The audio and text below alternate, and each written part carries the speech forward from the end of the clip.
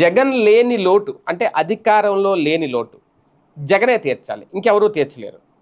అయితే ఇక్కడ జగన్ అధికారంలో లేని లోటు జగనే ఎందుకు తీర్చాలి, ప్రజలు కదా తీర్చాలనుకోవచ్చు. ప్రజలు ఓట్లేస్తే జగన్ గెలుస్తారు.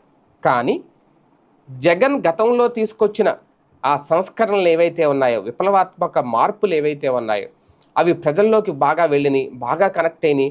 ఆయన తీసుకొచ్చిన చాలా సౌకర్యాలు అనే కంటే సేవలు, ప్రజలకి ఆయన అందించిన సేవలు ఏవైతే ఉన్నాయో అవి ఇప్పుడు కనుమరుగైపోయినాయి. ఆ సేవలు మళ్ళీ రావాలి అంటే జగన్ రావాలి అనే పరిస్థితి వచ్చింది. మళ్ళీ ఆ సేవల్ని ప్రజలు అందుకోవాలంటే మళ్ళీ జగన్ రావాలి అధికారంలోకి అనే పరిస్థితి వచ్చింది. మళ్ళీ ప్రజలు సుఖంగా సంతోషంగా ఇంటి దగ్గరే కూర్చొని రేషన్ తీసుకోవాలన్నా, మళ్ళీ ప్రజలు ఇప్పుడు అంటే వాలంటీర్ని మళ్ళీ ఇంటికి పిలిపించుకోవాలన్నా, అంటే వాలంటీర్ వ్యవస్థ విషయంలో జగన్మోహన్ రెడ్డి మళ్ళీ